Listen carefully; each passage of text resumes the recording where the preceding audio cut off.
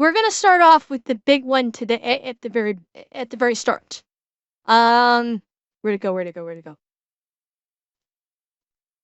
We're gonna start off with the big one because it's a bit of a longer one, and I want to make sure we give it its due time. No, Elwind, I did see the tank tipping over. I was standing just off camera watching that one while I was taking a drink of cold. No, not Scott, not Beard. Yes, we're going to start with Nick's video about John Basilone. God, I'm sorry, I'm probably pronouncing that terribly. Because this is a longer one, and I want to give it the time and the attention that it deserves. So we're gonna watch this one first tonight. I have heard both from you guys, and I have heard from my people, people in the Fuel Rats that have seen this, that this is a great one, that this man is of great importance in our military history. So, I'm going to cry. Oh, perfect. Beards, no, because Beards only just dropped today, so we gotta let that cook. Beard's video that only dropped today, we've gotta let that cook for a couple days before we watch it. But don't worry, I've got plenty on tap for today. For now, let's check this one out. I'm just going to level with you. I've been making YouTube videos for about 3 years now, and during that time, I've gotten recommendations for hundreds of thousands of different topics to do videos on. Some of them I've done, some of them I haven't gotten around to yet, some of them I'll never do because they don't interest me, and then there's another category of topics that I've actively avoided because, to be honest with you, they intimidate me because the stories are that incredible, and I'm worried that I'm not going to do them justice. This is one of those. Really? Today we're talking about one Holy of the shit. greatest Marines of all time, an undefeated boxer with a 100% knockout rate and probably the greatest machine gunner to ever live, John Basilone. He is easily one of the most recognizable and renowned warriors in American military history, and for good reason. He has received the Medal of Honor and the Navy Cross, and the only reason he got the Navy Cross is because they quit letting people get the Medal of Honor twice. And we're going to get to his incredible story right after a word from our sponsor. Of course, babe, Darth Vader. Hey, I need a boombox. Okay, I can go get you one. Perfect. Wait. All right, I'll go get it now. Love you. Love you. All right, Wait, again? We're doing this? Where's Again? that boombox that I asked for? Oh, it's right here. I got it for you. What is this? The boombox. No, I wanted something to play music with. Yeah. Recycle that. That kind of boombox. Yeah, I got this instead. Okay, we'll go to the store and get me a boombox so I can listen to music. That's Can I true. keep this one still? I don't care. This video is brought to you by Delete Me, K's super simple business model. You give them money, they turn around and they make sure that I was online gonna data brokers say, are not selling your personal when he started information off with online. the Okay, here's the deal. wife's, Pretty much anytime you use a Imperial free March as service the on the ringtone, I'm internet, like, you wait a click a minute, couple he's done boxes this that say, "I before. agree to the terms and conditions." You basically just agree No, to allow that's them not to true. We've harvest actually as much of seen your that personal information as once humanly before, I possible, think, then where turn around and he's sell that to online reused data a brokers, and Delete that's how Me they ad. can afford to offer you His a wife free is Gold service. Dragon. But when you have Delete Me, they go and they monitor all of these online data brokers. Yeah, for I your forget personal which one, information, but and then we've if they find seen it, they submit all the one opt-out or forms two on your behalf, so recycled they have to ads take for down and him. stop selling I that can't remember if information. it was So the when you buy Delete Me, you're not Zydax actually one buying or if anything, it you're was just maybe buying the your way out Shields of all the one. negative But we consequences have of all the free shit that occasionally you've already seen got. it. And because they continue to monitor those data brokers, you're buying yourself out of all the future negative consequences of all the free It could have been the shit you Shields haven't one, even gotten Big Dog. yet. So if you want to give I Delete Me a seem try, to there's think gonna so, be a link yeah. and a discount code down below. Let's get back to the video. John Yo. Basilone was born on November 4th, 1916 in Buffalo, New York, and spent his entire childhood growing up in Raritan, New Jersey. He was the sixth of 10 children with 2 older brothers, and both of his parents were first-generation immigrants that had just moved here from Italy. And like pretty much all World War II vets that we've ever talked about, he grew up in poverty during the Great Depression. Despite that, his father truly believed that America was the greatest place on earth. It was the land of opportunity, and he instilled that in all of his kids. Growing up with 2 older brothers in New Jersey, John got really tough really quick as a kid. Yeah. He was extremely stubborn. He rode that line between bravery and stupidity with everything he did. Well, yeah, I mean, back during those days, big families were the norm. Having 6 to 10 kids in the family, because they said, like, what? I missed it. I was dual watching, so I couldn't tell the date, but I think he said it was, what, the 1940s or 1950s? Or when was he born? Hang on. Was born on November 4th, 1916 in Buffalo, New York. 1960. Sorry, I was way off. Yeah, so I mean, back then, big family, like, people had big families. Because back then, it was all about spreading your family line, essentially. So they had a fuck ton of kids, even though it was hard to support that many kids. It was, I think it was more along the lines of have a lot of kids. Basically, you're creating your own force for your business, kind of, I think. For more than a few of them. Like, how many of them were, like, working construction or working in the fields, or doing things like that? It was basically, I hate to say it, but it was kind of creating your own workforce. And in addition to just, wanting to spread the family line and enjoying fucking and having no protection. All of his kids. Growing up with two older brothers in New Jersey, John got really tough really quick as a kid. He was extremely stubborn. He rode that line between bravery and stupidity with everything he did, and he was not particularly good at school. He could never pay attention in the classroom, but he excelled at anything athletic, and he never shied away from a fight. When he was 7 years old, he famously decided that he was going to make a 1,000-pound bull that had nearly killed 3 grown men previously his pet. It's a bold strategy, Cotton. Let's see if it pays off for him. So 7-year-old John, with zero fear in his body, hops in this pen with this bull and goes to pet it. The bull charges him, he dodges it. The bull charges him again, he dodges it again. And finally the bull just kind of squares up with him, and John slowly walks up to this bull, and right as he's about to place his hand on the bull's head, right between his horns, the bull rears down and launches John 20 feet through the air, and he lands flat on his back. Luckily, John makes it out of the pen okay. Needless to say, that bull did not become his pet, but it goes to show that he is either gifted with an extreme amount of bravery or stupidity, and only time is going to tell which one it is. Now, around this same point in his childhood, John and his brothers end up going to the local movie theater, and they watch a movie about a boxer. And this movie inspires John and his 2 older brothers to all want to become boxers, but the problem is there's no boxing gym in Raritan. He can't afford any boxing equipment, so the 3 brothers just start trying to mimic the training from the movie. They all start jumping. Wait. No boxing areas in Jersey? Like, I understand and appreciate the fact that this is the 1920s, but were there really no boxing places in fucking Jersey of all places? Yeah?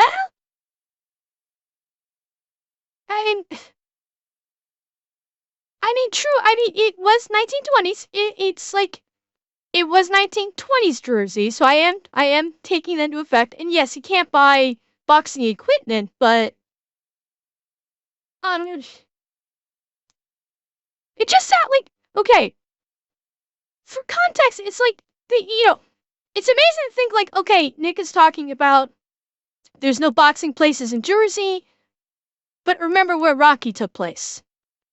So it's the dichotomy of thinking that it's like, this guy is a boxer, he's in Jersey, but he can't find anywhere to go box.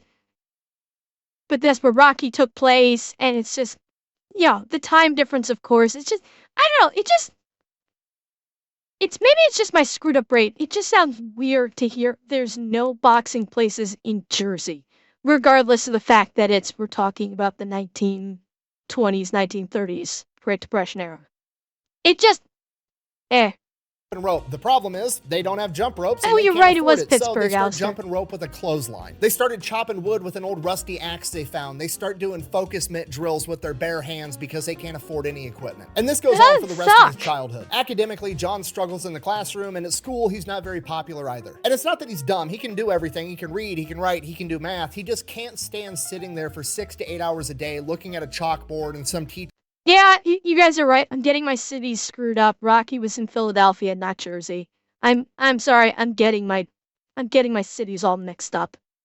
You're right. Internet, please don't kill me. I got it wrong. I'm sorry. I screwed up. droning on. He would zone out, and then next thing he knows, the bell would ring and class would be over, and he didn't pay attention to any of it. Because of this, after he graduates from 8th grade, he informs his parents that he is not going to be attending high school, and he's going to go out and get a job and start contributing to the family. Because he's 14 at the time, there's not a whole lot of jobs that he can do, so he gets the first one he can get his hands on, and that is being a caddy at the local golf course. And at first, John absolutely loves it. He's outside, he's moving around, he's earning money to help his family. All these rich businessmen are giving him these huge tips because he does such a great job. And when he's not hauling golf, yeah, you guys are saying he's got severe ADHD? It could be. I mean, it could be any number of, like, we have the future hindsight ability here that, excuse me, that he could have ADHD. He's attributing signs, but he's also, I'm curious though, he's also going to have a he may also have like hyperfixation. So I'm wondering if it's simply ADHD or if there's something more at play there. But we don't know yet. We need to know more about him. So, and hi, Massacre. Yeah, so let's keep going. But ADHD is certainly on the table.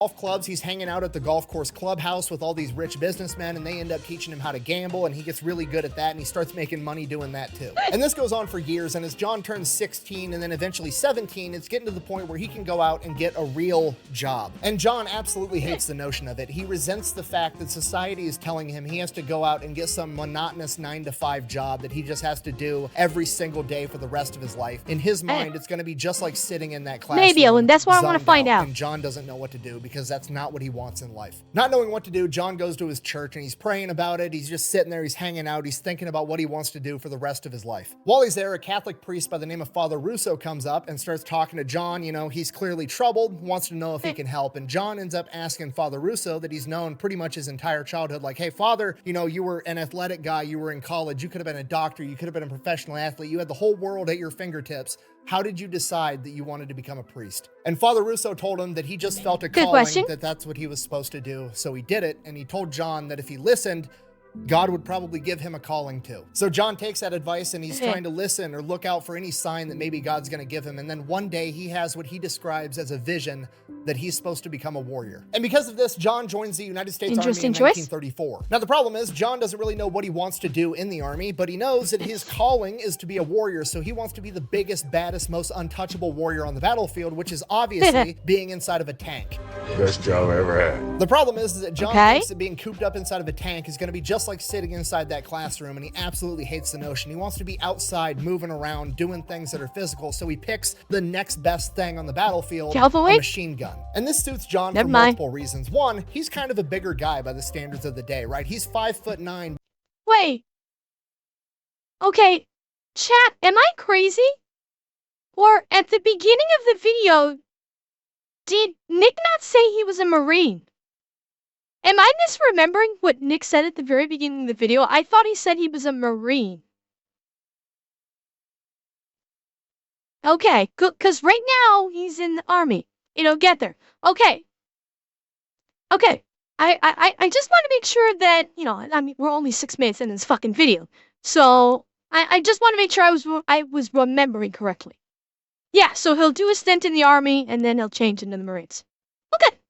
But he's 185 pounds with almost no fat on him. And on top of that, he's been doing nothing but lugging around golf clubs for the past 4 years, giving him a ton of stamina, which is good news because he's going to need it, because the machine gun back in 1934 was the Browning 1917, which was a fucking machine gun that required 7 quarts of water to cool the barrel down. Between the gun and the tripod, the entire thing is 103 pounds, not including the ammunition. And John is absolutely obsessed with this gun. He knows absolutely everything about it. He knows where to place it on a battlefield, how to set it up, how to clear every different type of malfunction. They have competitions on how to disassemble and reassemble it and run a functions check completely blindfolded, and John wins those competitions every single time.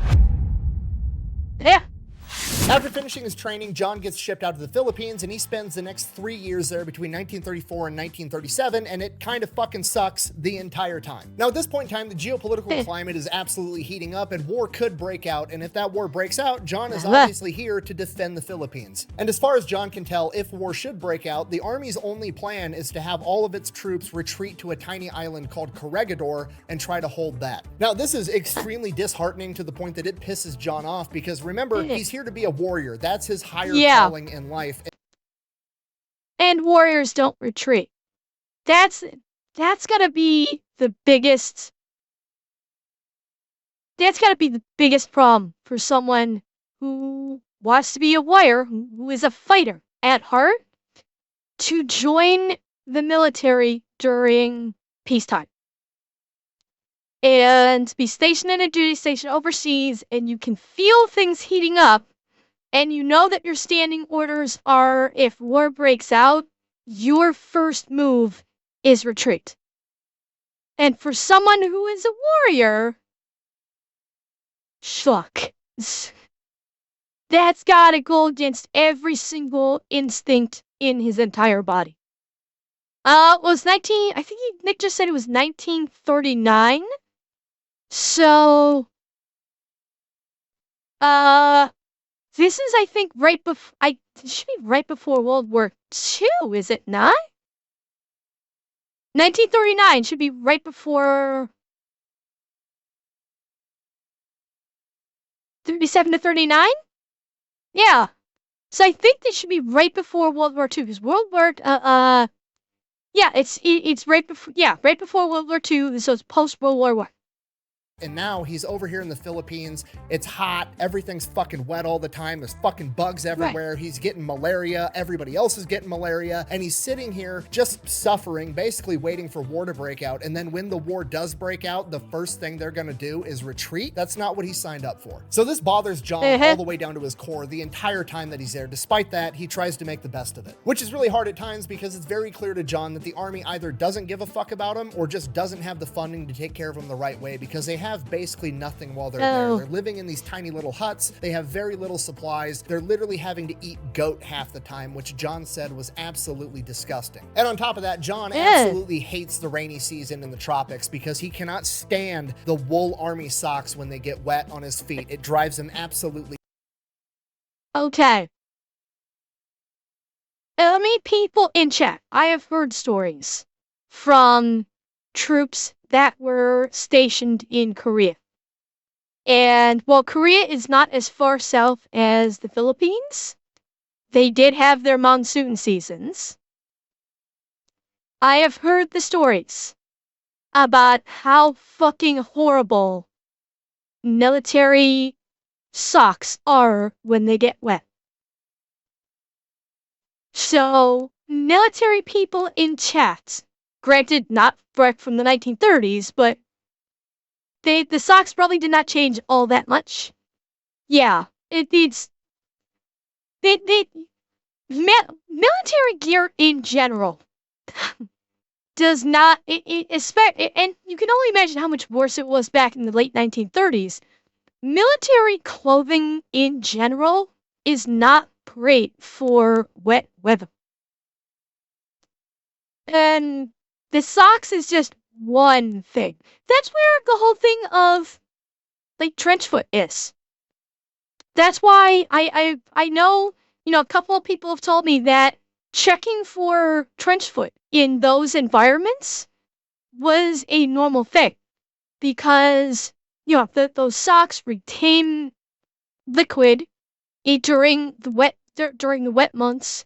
And I've heard, like, when they were on bivouacs or when they were out in the field doing training exercises, whatever, that medics would routinely, like, at least once per week, stop by and do a check for trench foot, because your feet are constantly getting soaked, apparently.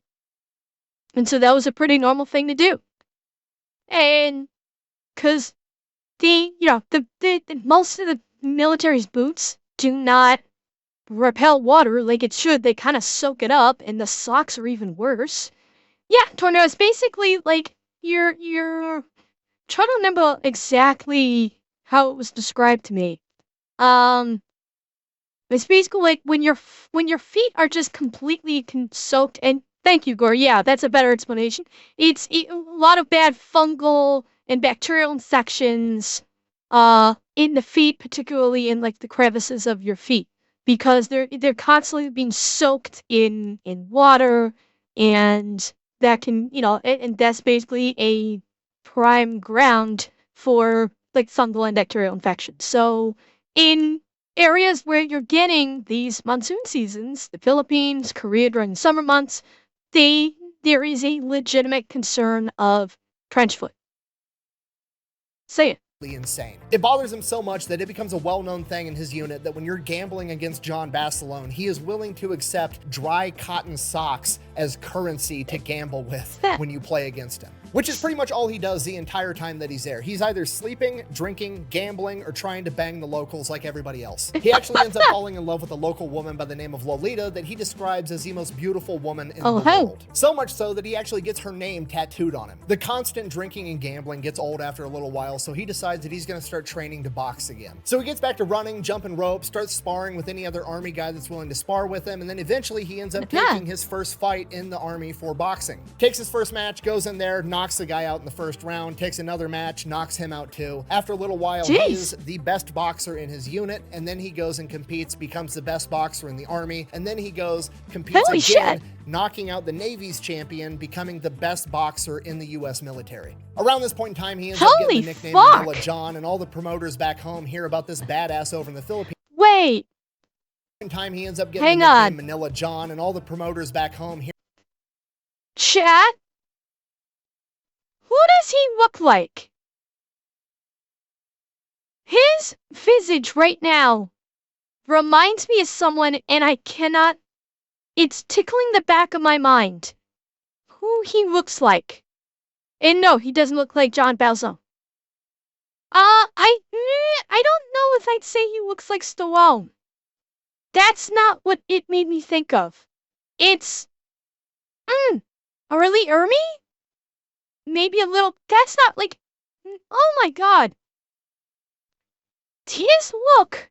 No, definitely not Clint Eastwood. He looks similar to someone, and I cannot place it. No, not Vince Vaughn. Damn it. It's in the back. It's like tickling the back of my mind. That's why I stopped. I was like, he looks like someone... Fuck, I can't place it. I can't place it. It's gonna come to me probably like tomorrow or something. No, he does not look like Jean-Claude Van Damme. I can't... I don't know, but he looks like... I don't know. I was hoping if I stopped and looked, it would come to me, but I can't. I just don't know. This badass over in the Philippines knocking everybody out, so he's getting letters from all these boxing promoters wanting him to come over and fight. Maybe Dean Martin beats that. You know what? Dean Martin and all the promoters back home hear about. Yeah? You know what? Beats Dean Martin? Maybe that might be what I'm thinking. That absolutely could be what I'm thinking, is that he looks like Dean Martin. It might be. No, not Dick Van Dyke. I think Dean Martin. Dean Martin, I think, is I think what just struck a chord in my head. That I think it might be it. This badass over in the Philippines knocking everybody out, so he's getting letters from all these boxing promoters wanting him to come over and fight their pro champion over here, this pro guy over there. Basically, he's got a really good professional boxing career lined up the minute he goes back home. Eventually, he ends up beating everybody in the United States military. 19 wins, 19 knockouts, at which point he can either just wait and go back home. Wait. Hey, now, I know I'm backing this up so much. Manila John and all the promoters back home hear about this. Yes! Eldwind, I think that's also what sparked me. He does look like, he does look a lot like John Turturro. He does. That's what I think was doing it. Like, Dean Martin, you guys are right, but yeah. That's, I think that's what was sparking in my head. Is he looks very similar to John. I think he looks very similar to John Turturro. Maybe a mix of John Turturro and D. Martin. I don't know. Anyway, I'm fixated on that. Let's move on before my fixation gets us in trouble.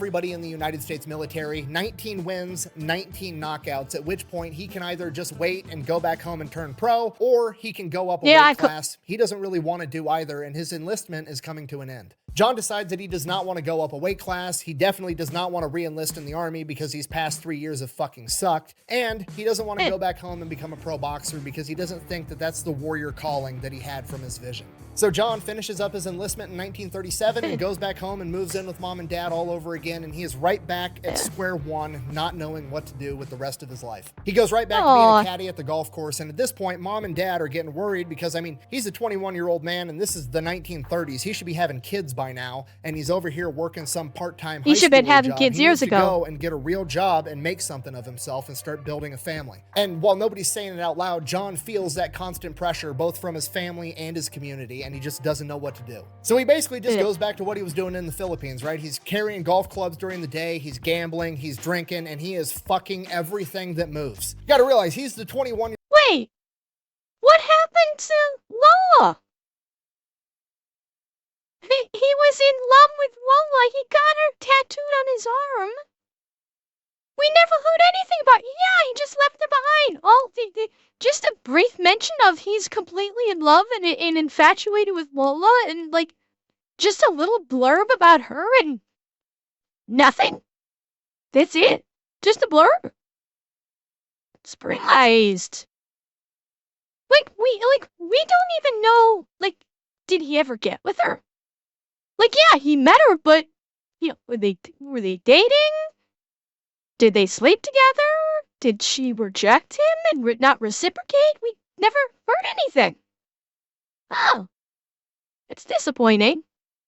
Year-old Army veteran that just got back from the military. He's 185 pounds, built like a brick shithouse with 19 knockouts. He's seen as a very eligible bachelor by all the young ladies in Lolita, town. sorry. So yeah, Seb, I don't know how I could forget her name was Lolita because holy shit, Lolita.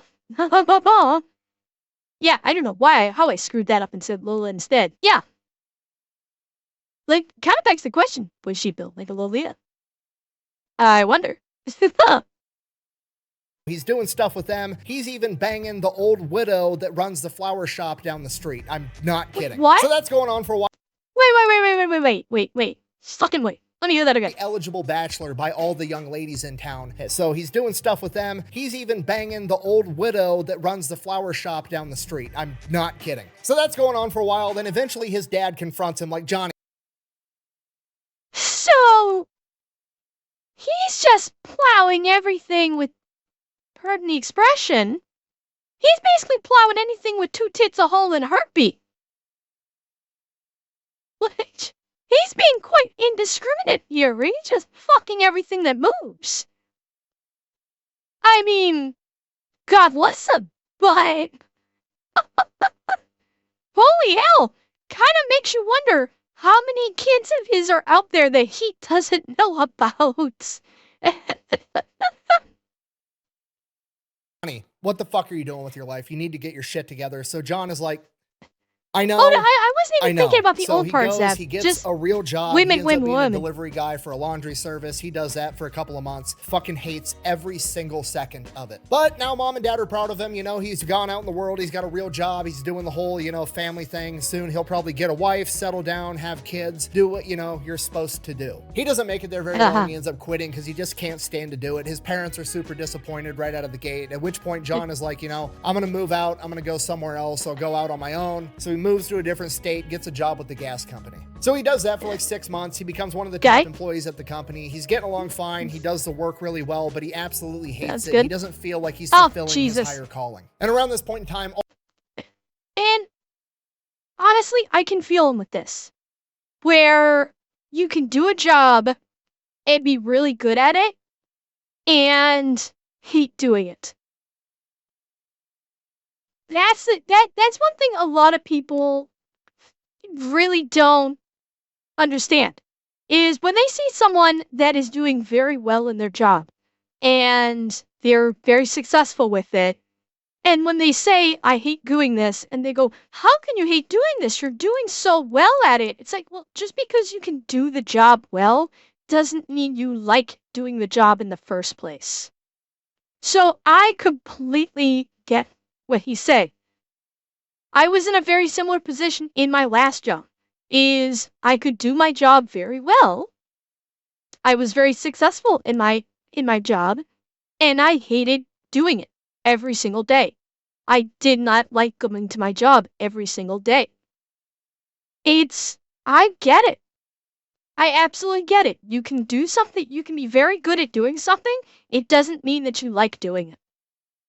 All the news is coming out about the massacre at Nanjing, Japan invading China, killing hundreds of thousands of innocent civilians. There's stories coming out about Japanese officers beheading innocent Chinese civilians until their arms are so fatigued that they can no longer lift up their swords. And this bothers John to his core, because even though his time in the army wasn't great and he hated it the entire time, he still considered himself a professional and did not understand why another professional military would do that to innocent civilians. And with this, John has his second vision, basically a more clear version of his first vision. He is supposed to be a warrior, but he is supposed to fight the Japanese. And with this, he decides that he's going to re-enlist in the United States military, but this time he's not going with the army. He told his mother, and I quote, "The army's too soft, Ma. I'm going with the Marines."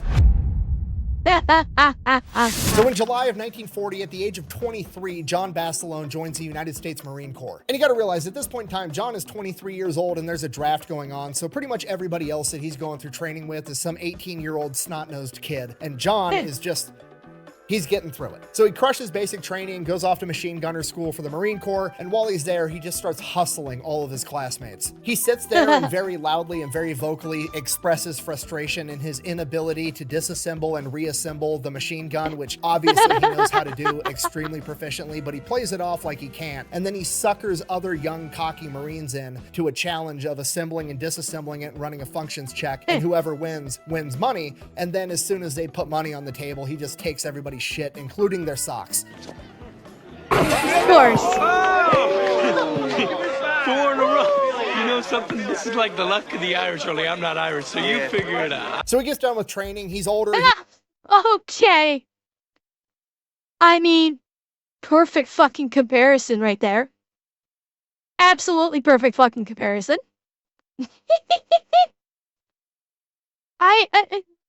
Effectively, big dog. Yeah, I mean, he is basically sharking all of these young, I don't know, whippersnappers. I don't know what the fuck you want to call them. Young Marines that are whipped behind the ears, and he's running all of them for their money because he's done this 1,000 times. Yeah. Hell, he's mixing some money and socks. He's more mature. He already knows everything. Very quickly, he ends up becoming a gunnery sergeant. He's in charge of 11 other men and 2 machine guns. And he takes being a leader very seriously. He makes all the men in his section train and train. Phoenix, no. Just because I know the expression does not age me. Okay? We live in the age of the internet where we hear phrasing from the early 1900s that can still be used today. Train and retrain over and over and over again with the machine gun, how to set them up, where to set them up, absolutely everything, to the point that they are just as good as he is. Then they end up getting shipped out to Puerto Rico for amphibious landing training. He's back in the tropics, absolutely hates it. Everything's wet, his feet are wet, his socks are wet, there's fucking bugs everywhere. He doesn't like it there. He ends up training there for an entire year. And as per usual, when... Okay, I know I'm pausing Nick a lot, but I'm sorry. Missed opportunity. Missed opportunity right there to throw in the Anakin me. Okay, I realize it's diametrically different from what John's going through because it's hot, it's wet, there are bugs everywhere. That was a missed fucking opportunity to put in, it's rough, I hate sand, it's rough, it's coarse, and it gets everywhere. I'm sorry, that was a missed opportunity.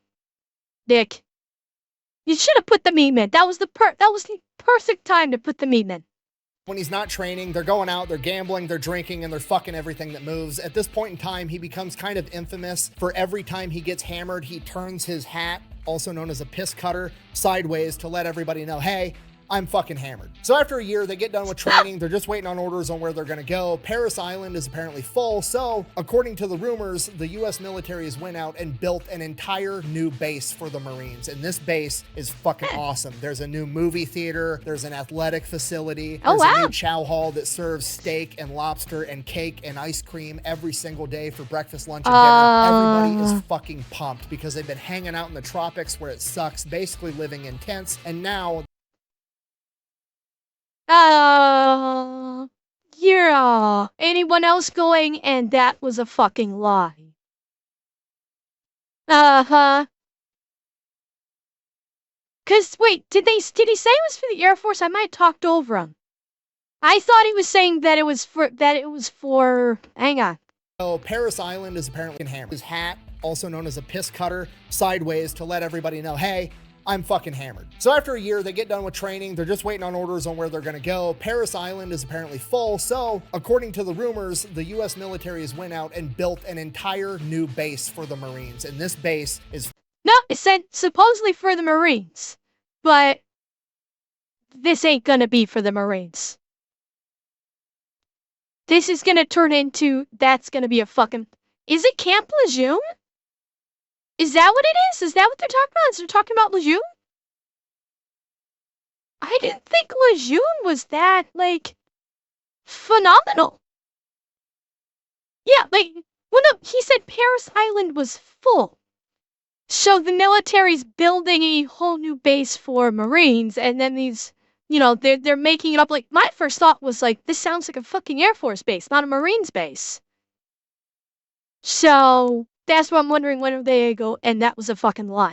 That serves steak and lobster and cake and ice cream every single day for breakfast, lunch, and dinner. Everybody is fucking pumped because they've been hanging out in the tropics where it sucks, basically living in tents, and now they're finally gonna go and get appreciated for the elite fighting unit that they are. So they get shipped out, they travel, they make it all the way to New River, North Carolina, where the new base is, and they get there.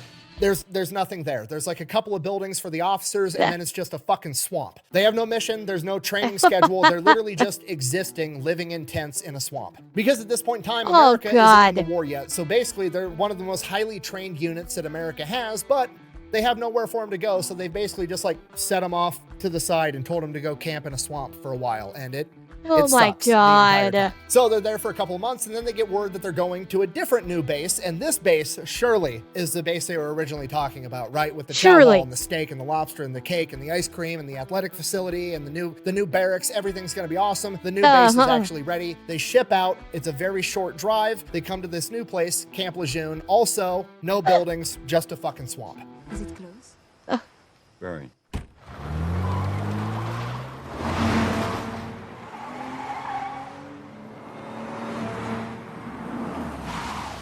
So now, morale amongst the men is at an all-time low. It absolutely sucks. John is trying to do everything he can to keep spirits up. He makes it standard practice that everybody under his command is going to learn boxing. He's going out, he's teaching his men how to box. The circus in town actually donates their old tent, and they set it up, and that becomes their new Madison Square Garden. He's hosting fights. Boxing is like the only thing they have. But John doesn't really have any interest in boxing himself, and after the word got out that he's Manila John with 19 knockouts, not a lot of people wanted to box him anyways, so it works out. But there has been several occasions where a card game went wrong and he got into a fight and knocked a couple of people out. And then they get a new commander that apparently is a badass, and one of the first things this commander does is calls John Basilone into his office. Okay, this cannot be good. John is nervous. This guy is allegedly a hard ass. He's supposedly one of the most decorated men in the US military at this point in time. He's got 2 Navy crosses. He's already served in Nicaragua. He served in the Banana Wars, and now John has to go talk to him, and he doesn't know why. So John walks into his office, and this guy is intimidating. He is built like a brick shithouse. He looks like a refrigerator with a smaller refrigerator on top of it, and that's his head. This dude's got the biggest barrel chest he's ever seen. His side profile is 2 feet thick. It's starting to make sense why this guy's nickname was Chesty. Yeah, John's new commander is the legendary Marine Chesty Puller. And okay, hang on. Chesty. Yeah, John's... Hang on. I'm going to move, and I'm going to move you guys because this needs to be appreciated. Whoop, sun growth. You guys need to appreciate this. Yeah. Look at look at this man's face. This is the face of someone who's like, we're gonna fuck shit up and we're gonna have fun doing it. Holy shit. He looks like a true badass. Uh-huh. That's a man that's seen some shit and loved every minute of it. Yeah, I have a feeling maybe Nick might be doing a video on Chesty in the future. His new commander is the legendary Marine, Chesty Puller. And Chesty lays into him immediately, like, I understand you knocked some people out after a card game. And he's like, yes, sir. And he goes, I understand you're some type of knockout artist. And he's like, yes, sir, I was 19-0 over in the Philippines when I was in the Army. Chesty, at this point, flips out. The Army? You were in the fucking Army? You're getting soft, brother. Now, obviously, I'm paraphrasing a little bit, but this conversation went something along the lines of, why don't you explain to me why I would let somebody softened by the United States Army lead my Marines into combat? I have heard nothing but bad things about you, John. You are a gambling womanizer that would sleep with 2 women at a time if you could afford it. At which point, John responds, and I quote, Wait. Before John responds, I'm sorry, is this a Marine giving another Marine shit over doing a double tap in bed? I'm sorry, what? Is this like some kind of alternate universe? Let him finish? Okay. I have a feeling, but I had to say it. I understand. Let him cook. I understand. I have a feeling I'm gonna laugh my ass off at this response. But I'm sorry. It's just hearing a Marine bitching out another Marine for doing a double tap in bed. It's just funny as hell to me. With 2 women at a time if you could afford it. At which point, John responds, and I quote, even when I can't afford it, sir. At which point, Chesty cracks a smile and says, God damn it, you're going to make a fine Marine. Pull up a seat. They have a cigar together and start drinking. And then Chesty has John tell him all about the Philippines. Yeah, John Bastelon is now homies with the most decorated Marine of all time. Love it. Shortly after this, Japan attacks Guadalcanal. Pearl Harbor. They've committed the cardinal sin. They've fucked with America's boats. It is now game on. At this point in time, John's unit is one of the most highly trained units in the United States military, and they are immediately shipped out to Samoa on their way to the Pacific for more training. They spend about 4 months there. They train a bunch on amphibious landings, but they also train on jungle warfare, trying to focus in on what they know the Japanese like to do. They know that the Japanese like night fighting, so they get a bunch of nighttime combat training, and then they know that the Japanese also like to infiltrate behind enemy lines and pretend to be one of your guys and then murder you in your sleep. So they develop a new system on how to make sure that somebody out in the darkness is actually one of your guys. Now, the tricky part is you need to make sure that both members in this communication are both on the same page and they both know that they're not going towards an enemy. So you're going to shout out one word and they're going to respond back with another word that's the password. What was this called? I remember hearing about this. There was an actual term for it. Shit. Military people, help me out. Is it called the callback? Challenge, thank you. Yes, Squappy, that's it, the challenge. Challenge and the callback, yes. And I remember, like, someone that I knew in the military, apparently they watched, when they were learning about the challenge and the callback, they watched a video. And it was an old-timey video, I think made in, like, the 1940s or the 1950s, because it was in black and white, I forget, where they did the challenge and callback in this, like, quote-unquote training video, where, you know, the person coming up on the military, you know, the lone person coming up on the unit is approaching, and up to this point, they were trained to, with, you know, they were trained that when you use the challenge and pass, or challenge and pass, yeah, that's what it is. When they were training to do challenge and pass, to not just yell out the single word that was the challenge, and then in return yell out the single word that is the pass.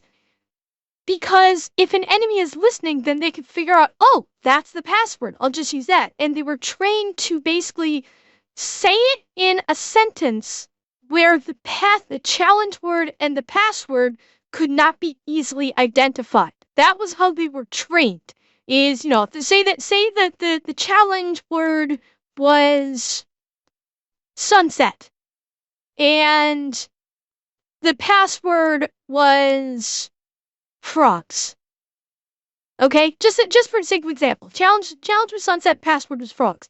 Someone approaches, they would stop them, and they would basically say, "Yeah, I wish you could have seen the sunset," and the person would respond with, "I know, but at least I got to hear the frog sing."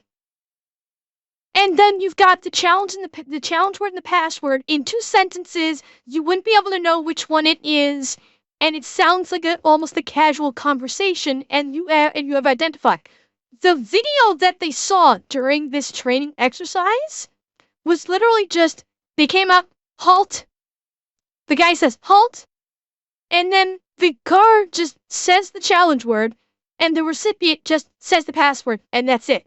And this is after these people in the training were taught this is exactly what you don't want to do. So the training video they watched shows them the exact thing that they're not supposed to do. And it's not like it came with repercussions, like doing that resulted in enemy infiltration or something like that. So that's just, what he was just talking about here reminded me of that story that I was told about this. And I just thought it was just so funny.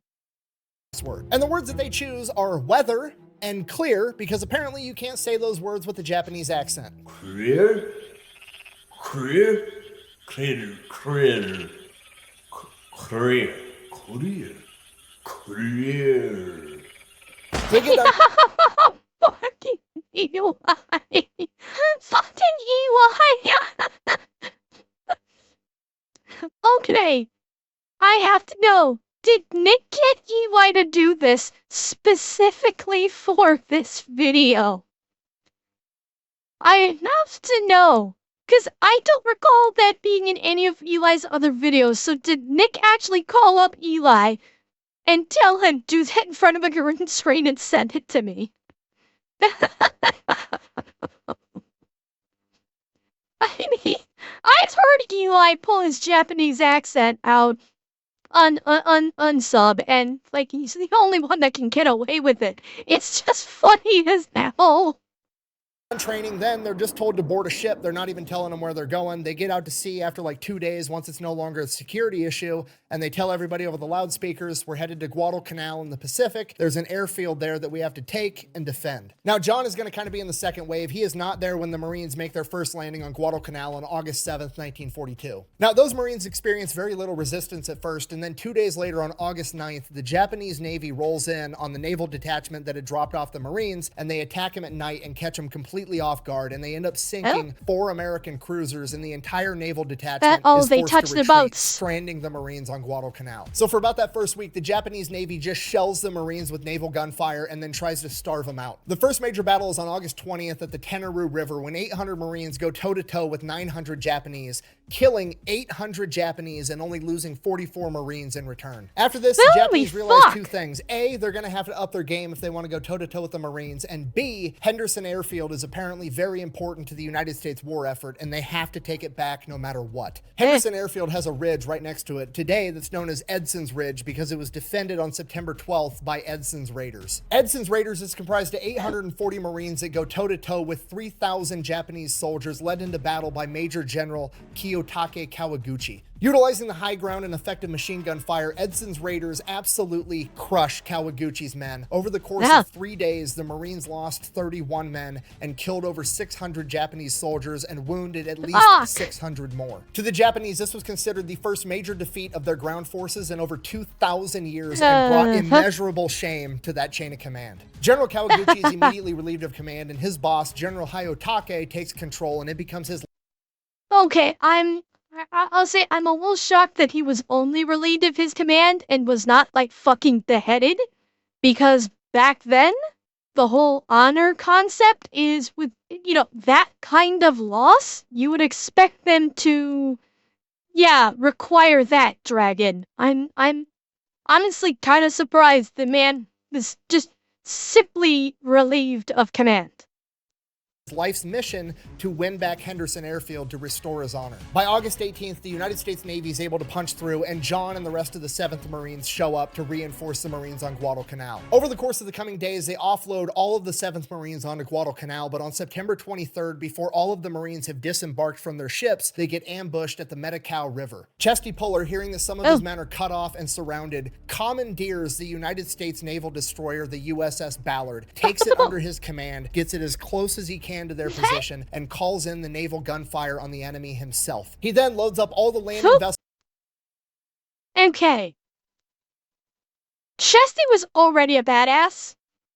This motherfucker walked onto a destroyer and said, yeah, your boat is mine right now. We're gonna be doing this. And actually calls in the naval strikes himself. Nick, I swear to fuck, if you don't put a video out about Chesty, I'm gonna be very disappointed in you.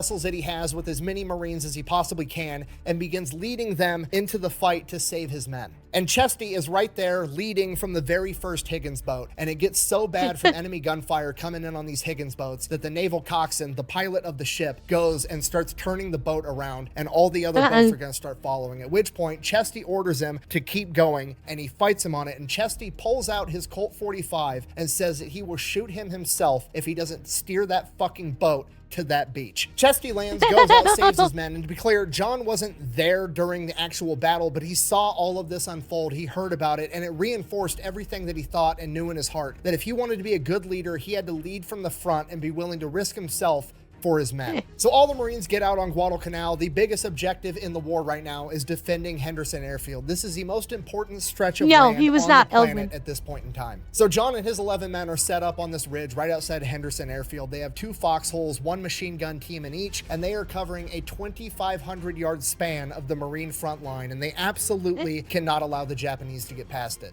On October 23rd, General Hayotake, who, remember, feels that he has been shamed by allowing his subordinate to lose to the Americans for the first time in 2,000 years. He is willing to die to win this fight, and he sends all the men that he has direct. And the Marines kind of just looked at that and went, okay. I'm sorry, I can't do Saitama very good in this. Towards the Marine Corps' front line, and hundreds of them are headed directly towards John Basilone and his 11 men. The Japanese soldiers headed towards John and his men were covered in leaves for camouflage, and there were so many of them that Basilone's men said it looked like the jungle itself was coming to eat them. And while that is horrifying, you have to remember that John and his men have 2 heavy machine guns with overlapping fields of fire and the high ground. It's going to take a literal army to uproot John and his men. John and his men start mowing down wave after wave of Japanese infantry, and they just keep coming because they are under the command of General Hayotake, and this man is willing to die to win his honor back, and he's willing to sacrifice all of his men as well. Not only are John and his men metaphorically stacking bodies, they're literally stacking bodies to the point that it actually becomes a legitimate problem. John has to get out of the foxhole and push over. Wait, I seem to remember hearing about this. No, I know. Okay, no. Okay. I have to wonder. Do you know what this reminds me of? What he just said here about how that they were stacking bodies so much that it was actually creating a wall that was a problem for them? Do you know what this reminds me of? And I have to wonder if this person did not see this in his research. How many of you guys have How many of you guys have actually read the book World War Z? Not the movie, the actual book, World War Z. Yeah, during, I forget what battle it was, towards the end of the book, when they were fighting back against the zombies, their first major engagement, they were so efficient that they were literally creating a zombie wall. That there's of dead zombie bodies that were climbing over. That, like, they were basically climbing over that the zombies were climbing over, and they were picking them off on top of them and just creating a higher and higher wall. That's what this reminds me of. And I have to wonder if when Max Brooks was maybe doing any kind of research on past historical combat, if this might have been an inspiration for that scene in his book. Because that's what it feels like. Plus, you know what also just struck me? It's the Clint Eastwood movie. I forget the, Gran Torino.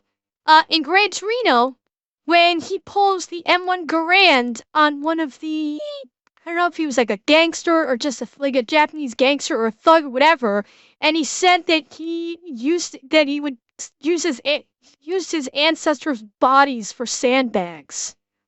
When he had him at gunpoint at the M1 Garand when we was fucking around on his property before he said, when you did the famous "Get off my lawn" sign, get off my wine. He said I'd used your ancestors' bodies as sandbags or something like that. That also reminds me of this. Yeah, or was it Korean? And he was in the war of Korea, and Clint Eastwood's character was talking about Korea. That could be. I could be making up my Asiatic countries for them. Okay, it was a Korean War reference, not World War II. Okay. Over piles of dead corpses because they're beginning to obstruct the view from his machine gun positions. They fight for hours, mowing down wave after wave of enemy, and by the end of the first day, John has lost 4 men and killed who knows how many Japanese in return. On the second day, they still weren't able to get past Barcelona and his men, but they were able to punch through the Marine Corps line on John's right flank, and they surrounded John and his men. Okay, so at this point, on one hand, this is a horrible situation to be in, but on the other hand, this is exactly the type of shit Marines are into. Okay, this is what they call a target-rich environment, and now that they're surrounded, the enemy doesn't have anywhere else to go but to fight him. This is exactly what they want. The only problem now is that the rest of the force is cut off from him, so he can't get any more ammunition or water for the guns, and to make things worse, he's been fighting for so long, his fucking wool socks are wet. So at this point, John's like, fuck it. Oh no. Chat. His socks are wet.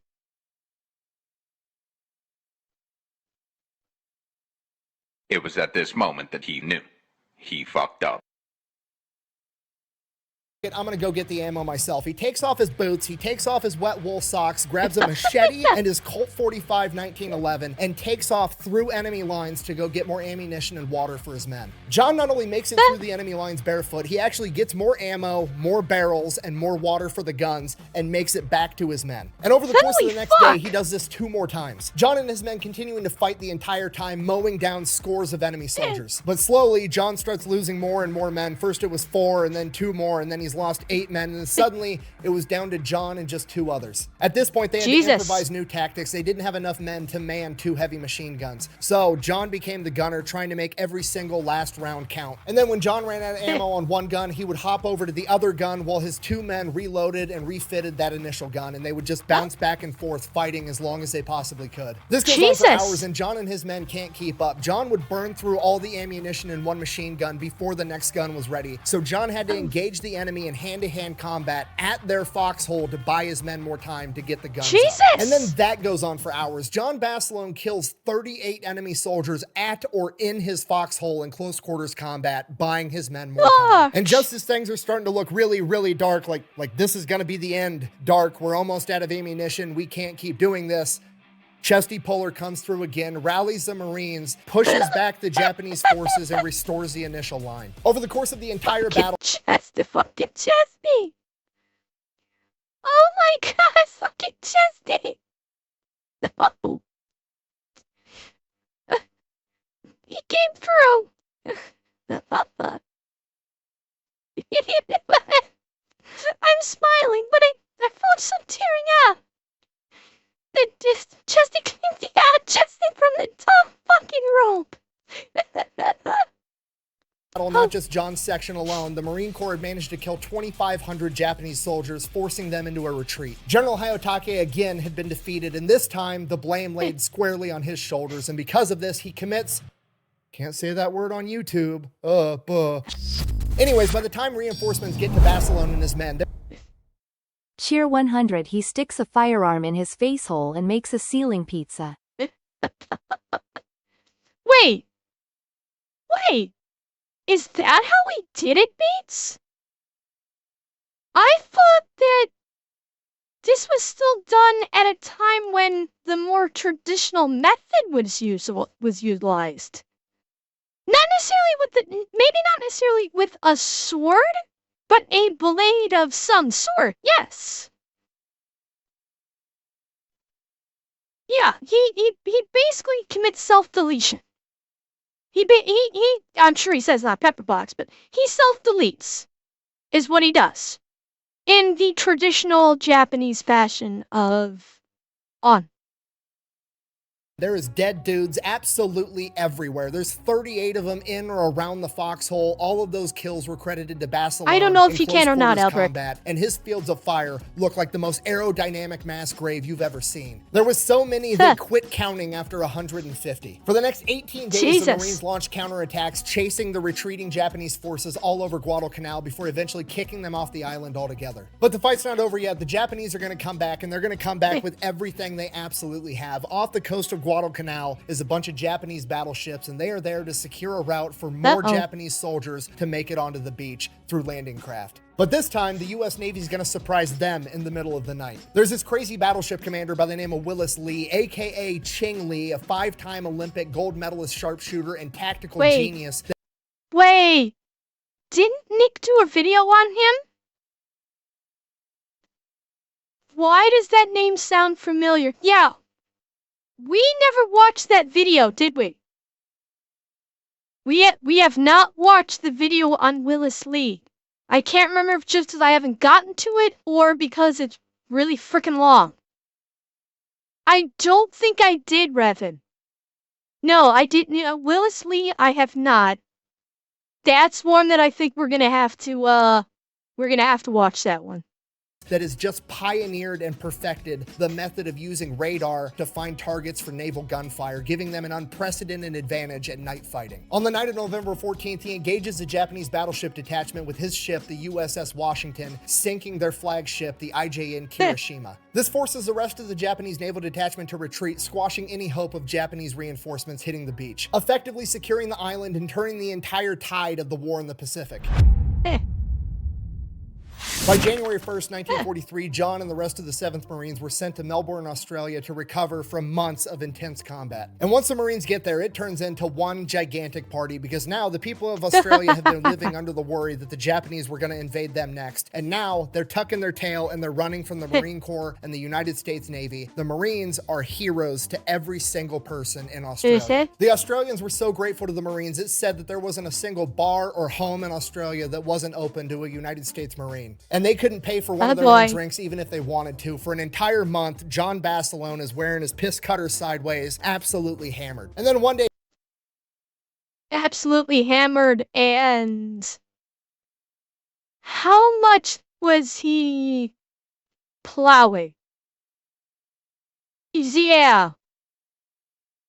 But people of Australia that are in my chat, I know there's a couple of you, you seen many people around that look a lot like John Basilone? Are we seeing the genetic line there to this day by chance? He wakes up at like noon, probably still half drunk, feels like he's been hit by a truck, and his arm is just absolutely on fire. So he sits up out of bed, he looks over at his arm is just all bandaged up, and he has no idea why or what happened. And he's like worried that he like did something stupid, he jumped off a roof, broke his arm, something happened. He doesn't really know. Regardless of what happened or how hurt he is, he can't really do anything about it, and he's starving, and he can do something about that, so he doesn't even bother to look at his arm or see what's underneath that bandage. He just staggers out of the barracks and goes to the chow hall. So he's in the chow hall getting food, and another Marine comes up to him and is like, yeah, death or dishonor, right? And John Basilone's like, what? He goes, your tattoo that you got last night. Everybody was watching and cheering. And he's like, and he looks underneath the bandage, and he's now got a gigantic tattoo on his arm that says death or dishonor. Now at this point, John is like partially relieved that he's not severely injured, but on the other hand, he's like, man, I got so hammered I got a tattoo and didn't even know it. Maybe I should tone it down just a little bit. Which works out because by this point in time, the party's kind of dying down. The Marines go into this like... Wait. Well, okay. I mean, the slogan itself is death before dishonor. And his tattoo is death or dishonor. Which... I'm actually trying to wrap my brain around that, and that doesn't kind of work. Death or dishonor? Yeah, I mean, he was drunk, so obviously he had drunk brain. It's, but I mean, like, like, you're not wrong. Death before dishonor, sure. Wait a minute. Is he gonna get it changed? Is he gonna get changed? So he'll put a B-E-S and then an E, so it says before. Cause he could do that. It says death or dishonor, and then alter the or to say before. I wonder. Cause he could do that pretty easily, I'd say. Like recovery type mode. They're kind of like out in the woods, living in barracks and tents, and they're just kind of hanging out until they get more orders. So that's fine, that's great, that's wonderful. The only annoying thing that's really going on at this point in time is in Australia, there's this fucking bird that's got the most obnoxious call on the planet, and it's called a kookaburra. Oh, yeah.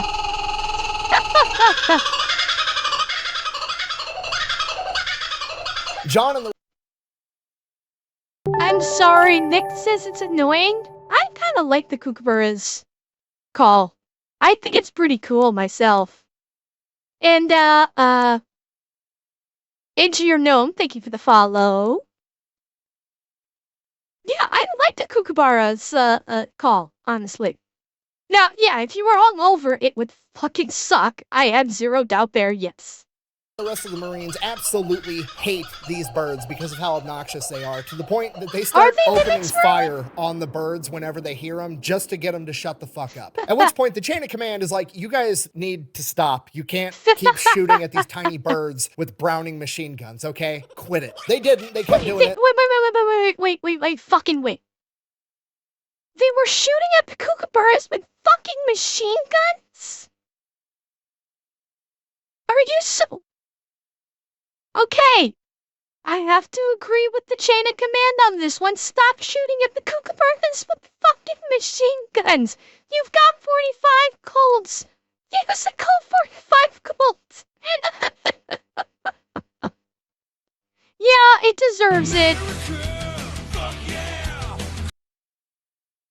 And then whenever the chain of command asked what they were doing, they would say they thought they saw a Japanese spy just to get these birds to be quiet. This goes on for months, just hanging out in the woods, recovering, shooting at these annoying birds. And then by May, John finds out that he is going to be awarded the Medal of Honor for his actions on Guadalcanal. Initially, he is told that he's going to go back to the United States, and FDR himself is going to put the Medal of Honor around John's neck in front of his friends and family in his hometown. But John doesn't really feel like he deserves it, or he has feelings that there's other men that deserve it just as much as he does. He said, and I quote, "I just happened to be there. Anyone would have done the same in my place." And because of this, he feels like that Medal of Honor doesn't just belong to him, it also belongs to his men. So he actually opted to have the Medal of Honor ceremony in Australia on May 21st with his men present. And at this point, the Marine Corps realizes they have a unique opportunity. They've got John Basilone, this young, good-looking, 185-pound brick shithouse of a Marine that's got 19 knockouts in boxing and the Medal of Honor around his neck. And they ship him back home, and he's going to be doing war bond tours to raise money for the war. God. For the next month, John gets paraded around the United States with the goal of raising $15 billion in war bonds, and in less than 30 days, he raises $19 billion. And John Basilone hates absolutely every second of it. He did not want to leave his men.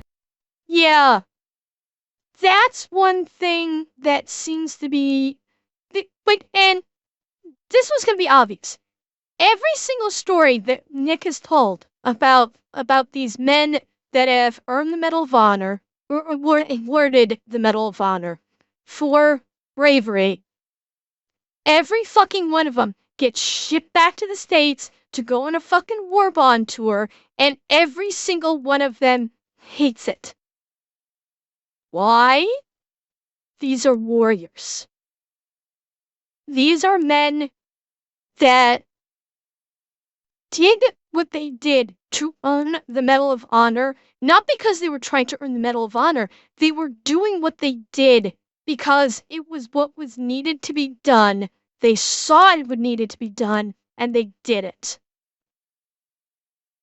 They don't do it for accolades. They don't do it for medals. They don't do it for popularity. They do it because their people are in trouble. They need to do a job, and they get the fucking thing done. And I'm sorry. No, I'm not sorry. They will do a fuckload more. Fuck the goddamn war bonds. I mean, if you want to do the war bond shit, let your stupid ass celebrities who pretend to be heroes do the war bonds thing. Let your actual heroes stay and do the fucking job that they know that they're so good at. Let them, to quote, let them fight. And yeah, I realize this is the 1940s. And I know this is how things were done back then. But it's like, these guys will do a fuckload more to inspire the guys on the ground than they will back in the States glad-handing and raising war bonds. That is one thing that always bugged the shit out of me with these stories. Is that they ship them back home to do these press tours. And think about what they could have done if they stayed in the fight. Like, okay, he received the Medal of Honor in the field, basically. Keep him in the fucking field, and do you have any idea how inspirational it would be to have a goddamn Medal of Honor recipient leading you into battle? And wait, well, okay, I didn't go mute. I think my new microphone probably, noise gated, because I was getting very loud. Yeah, I know, they didn't release the free marketing. I understand that. I understand. I know, Zeb. But I don't know about the training part with John. They were basically doing tours. I don't know if they had him doing training for other soldiers. Like training, okay, I can kind of see that. But for tours, I'm sorry. It feels so hollow. Yeah, it's like the Captain America marketing thing. It feels very hollow to me, and that's why I hate it. Yeah, I appreciate the fact that it generates a ton of money for the war effort. I do. I appreciate it. It just, for someone of this caliber as a Marine, it feels hollow parading him around like this. That's all. It's like, I understand the logistics behind it and how it actually can be beneficial. I do understand and appreciate that. It's not going to stop my gut reaction, though, where it's like, this is a man, he is a fighter, he is a warrior. Let him be that. And he definitely does not want to get paraded around the United States giving talks and speeches. It reminds him of being in school, having to go up in front of the class. Really? He absolutely hates school. He just grits his teeth and bears through it, trying to do the right thing. And then eventually, after he raises all this money and the war bond tour is over, he asks to get shipped back out to rejoin his men. He is immediately denied. He's far too valuable. They cannot have the news headlines reading that war hero, Medal of Honor recipient John Basilone dies in combat, so they make him a guard at a naval shipyard. This is the worst. This goes on for months and months, just John stuck inside of a guard shack, similar to that classroom that he hated as a child, and it's just eating away. I mean, how is that any better? Okay, let me ask you this question. How is this any better than the possible news headline of war hero dies in battle? How is war hero stuck in a fucking guard shack any better? Seriously, how is that any better? That's basic to me. You miss it? Hang on, I'll back it up. Recipient John Basilone dies in combat, so they make him a guard at a naval shipyard. He's a guard at a naval shipyard, a Medal of Honor recipient.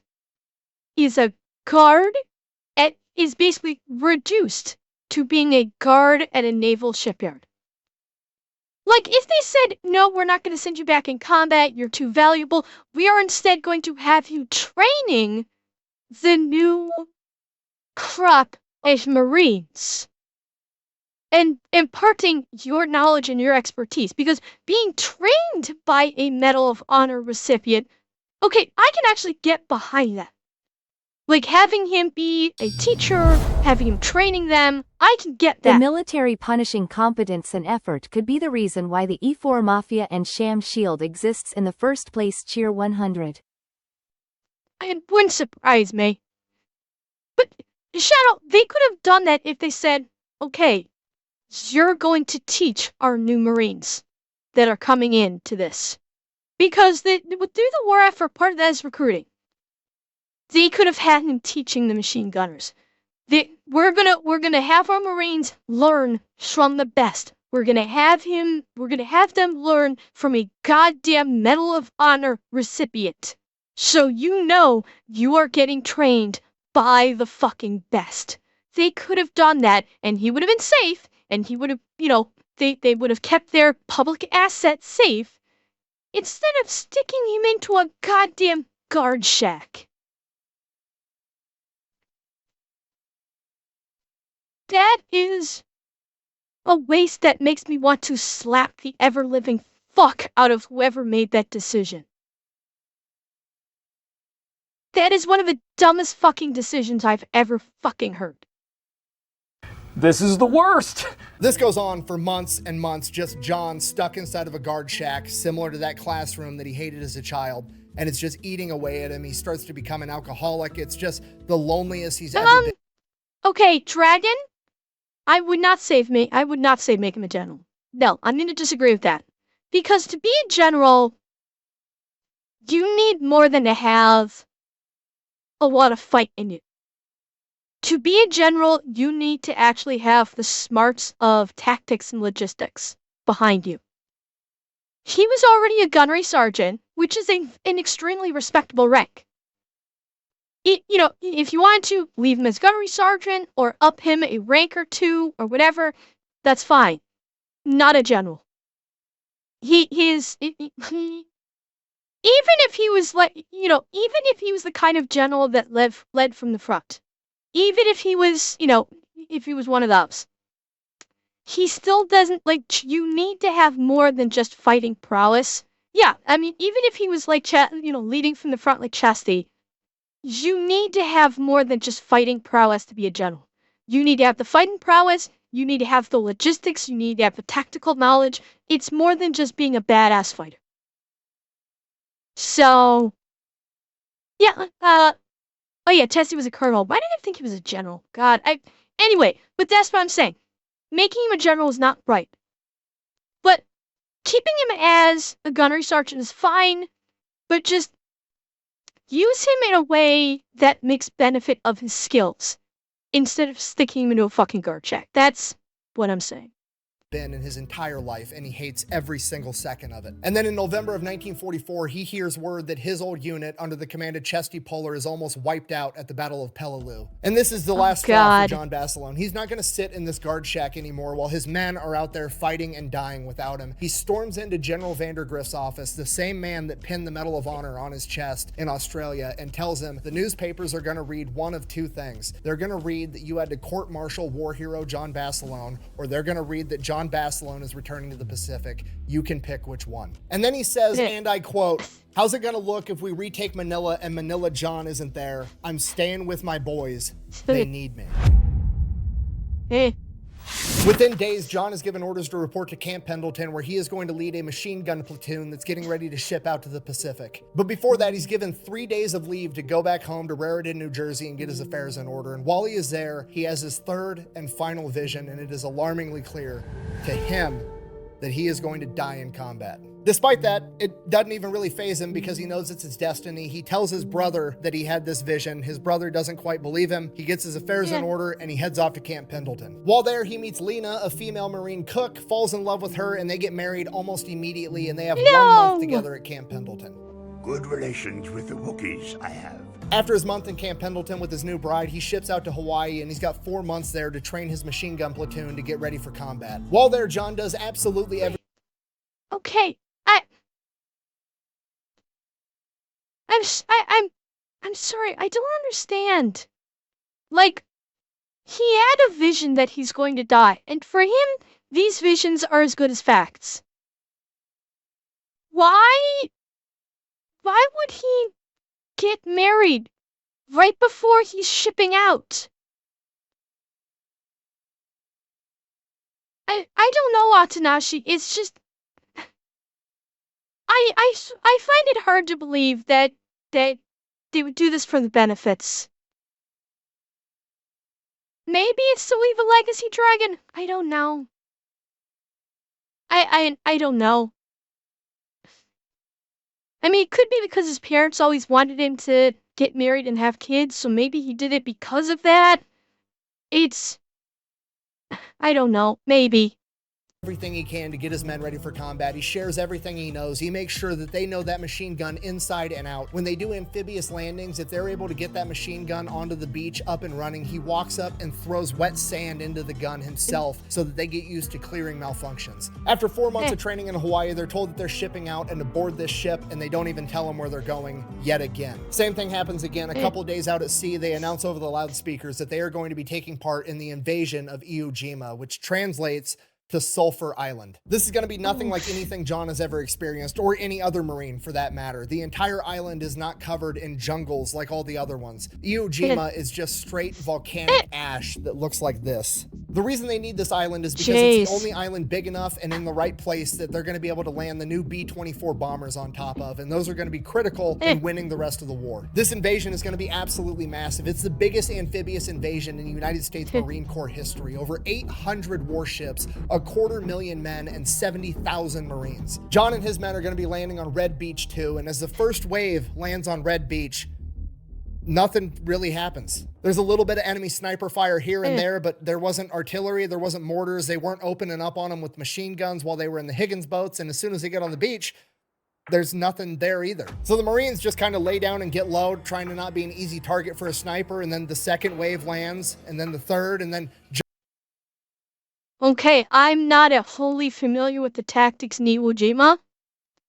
This feels like the Japanese were they knew that they were bringing in waves, and they're letting the waves of Marines stack on top of each other. Yeah, this absolutely feels like a trap. They're gonna let all of the Marines unload, and then as soon as the last boat lands, here come the mortar and artillery shells. And they're all gonna be packed fucking together like sardines. John's on the beach with his men on Red Beach too, and he looks out and just sees more like a kill clustered box. Marines laying along this beach on volcanic ash that you can't dig into. And he has the oh fuck moment, and he realizes what's about to happen. The Japanese absolutely have every square inch of this beach sighted in with mortars and artillery, and there's pillboxes and bunkhouses off in the distance that are probably concealed and you just can't see them yet. Chuck Tatum, one of John Bassilone's men, was laying down at the time, and he said that everybody had this feeling of like, maybe this is going to be an easy day. Maybe the Japanese got scared and they fled and retreated already out of the gate, and we've already won. And then he hears John Bassilone start screaming, "Get the fuck up and start moving up the beach or you're gonna die," as he literally starts kicking Marines in the ass and dragging them up by their collars and ordering them to push forward. And as soon as that happens, the Japanese open up with mortars, artillery, and the pillboxes unconceal themselves and start mowing down Marines with machine gun fire. There's nothing he can do about the mortars or artillery, but maybe John can do something about these pillboxes and the machine gun fire. There's one big Japanese bunkhouse up ahead that's mowing down Marines with its machine gun. John orders his men to get their machine guns up and start returning fire. It's mowing down Marines with its machine gun.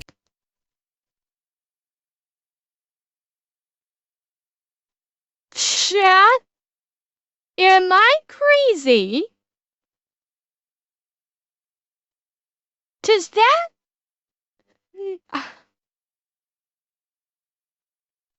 I don't know why, and I could just be into my own head too much. Something about this doesn't look right. This machine gun. And I'm very likely into my own head too much at the most point. But does something look wrong here?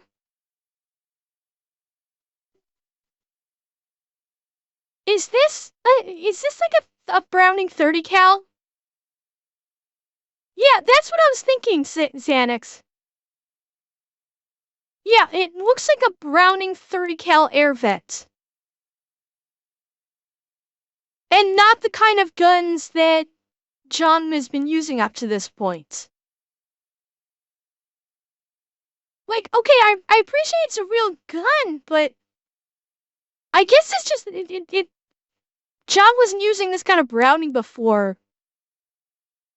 Yeah, oh no, I understand and appreciate. I guess I'm probably just stuck in my own head too much. Where I was like, something about that didn't feel right, and that's why I'm just into my own head. John orders his men to get their machine guns up. It was the M1919 that was, I believe, that one machine gun made from other machine guns. Okay.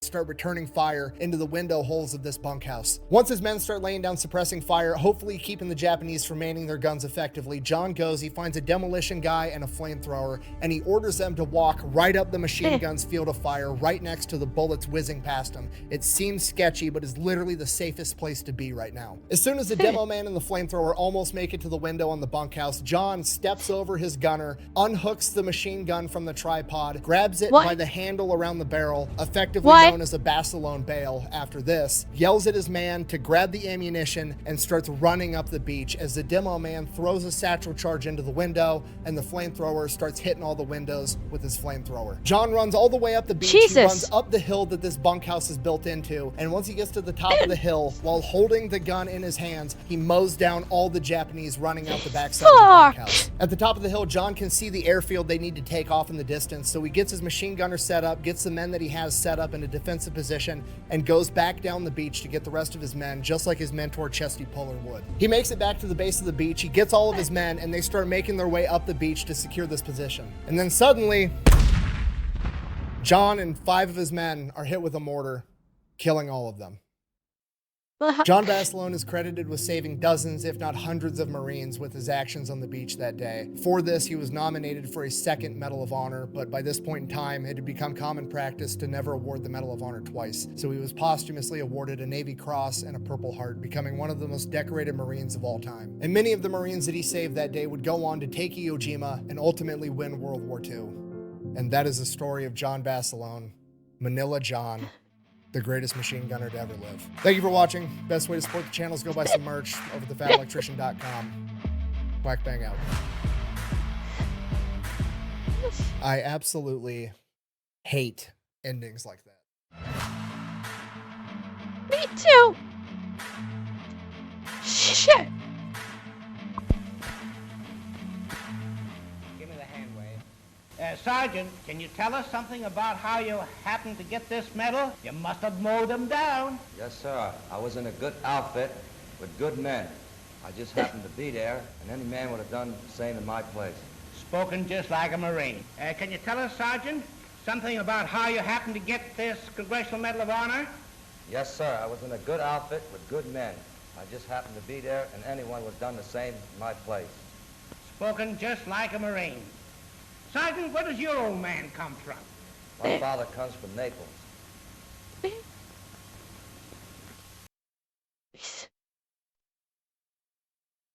I thought.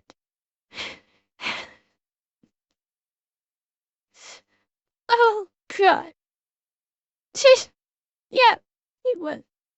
And he just, oh my God, just like snap of the finger. Shit.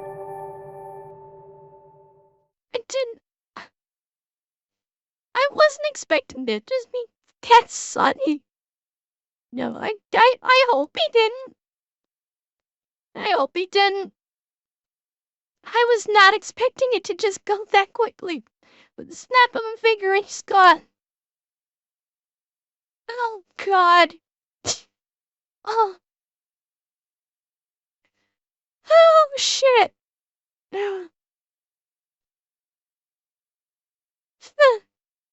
It's, yeah, that's the key. He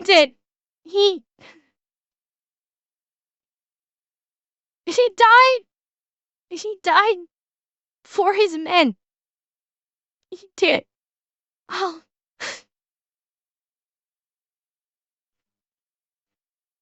She never remarried before, really? Oh, God. Oh. Yeah. He went out like the Marine that he is.